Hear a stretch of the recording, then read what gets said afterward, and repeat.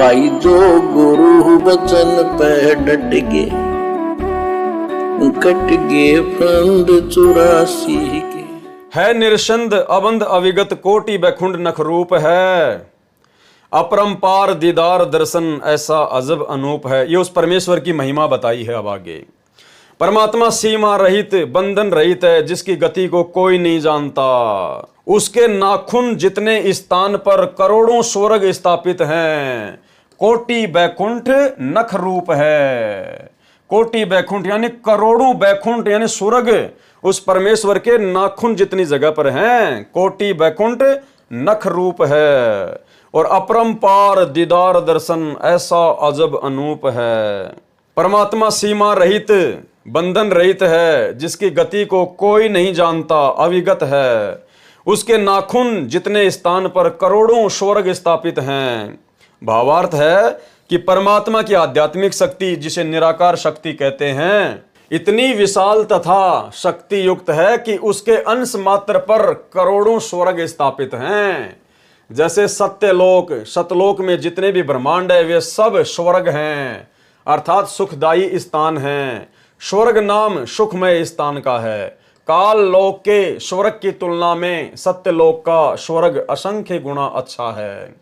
वह परम अक्षर ब्रह्म अर्थात सत्य पुरुष अपरंपार है। उसकी लीला का कोई वार एन पार नहीं है, सीमा ही नहीं है। उसका दीदार करने से देखने से पता चलता है कि वह ऐसा अजूब अनोखा अर्थात अनूप है। नोट, संत गरीबदास जी का दृष्टिकोण रहा है कि वाणी में सभी भाषाओं का समावेश किया जाए ताकि पृथ्वी के सब मानव तत्व ज्ञान से परिचित हो सकें। यानी आदरणीय गरीबदास जी महाराज जी के सदग्रंथ में, उनकी वाणियों में दुनिया की सभी भाषाओं का समावेश है। भले ही एक ही शब्द लिया उन्होंने, लेकिन अपनी वाणी में शामिल किया। यानी दुनिया में 300 से ज्यादा देश हैं। हर देश की भाषा आपको आदरणीय गरीबदास जी महाराज जी के सदग्रंथ साहिब में मिलेगी, वाणियों में मिलेगी। और आज उन वाणियों का खुलासा कौन कर रहा है? वही कर सकता है जिसको 300 से ज्यादा उन भाषाओं का ज्ञान हो। तो भाई कौन खुलासा कर रहा है सन 1994 से? कौन है फिर? आम व्यक्ति है क्या? आम संत है क्या? स्वयं परमात्मा है। जिसने लिखा है वही खुलासा कर सकता है। इसलिए हमने इस कागज के टुकड़े, कबीर जी की फोटो को जो परमात्मा मानते हैं, हमने इसको अपने घर से निकाल दिया, क्योंकि हमें पूर्ण परमेश्वर की जानकारी हो गई। संत गरीबदास जी का दृष्टिकोण रहा है कि वाणी में सभी भाषाओं का समावेश किया जाए ताकि पृथ्वी के सब मानव तत्व ज्ञान से परिचित हो सकें। इस वाणी में दीदार शब्द के साथ साथ दर्शन शब्द भी लिखा है। दोनों का अर्थ एक ही है, देखना। दोहे में लिखा है दीदार दर्शन।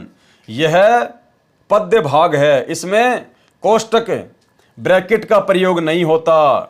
यदि गद्य भाग में कहानी की तरह लिखते समय दीदार दर्शन लिख सकते हैं, इससे दीदार का अर्थ दर्शन है। स्पष्ट हो जाता है। दीदार शब्द उर्दू भाषा का है। कौन सी भाषा का है? उर्दू भाषा का। और दर्शन शब्द हिंदी भाषा का है। इसी प्रकार अजब शब्द उर्दू भाषा का है, और जिसका अर्थ है अनोखा, और अनूप शब्द हिंदी भाषा का है, जिसका अर्थ है अनोखा।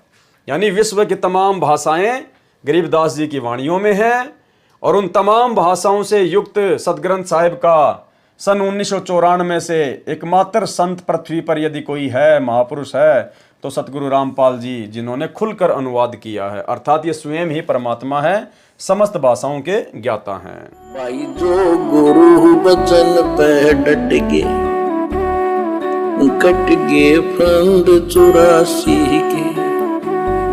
कट गे फंद 84 के, कट गे फंद 84 के।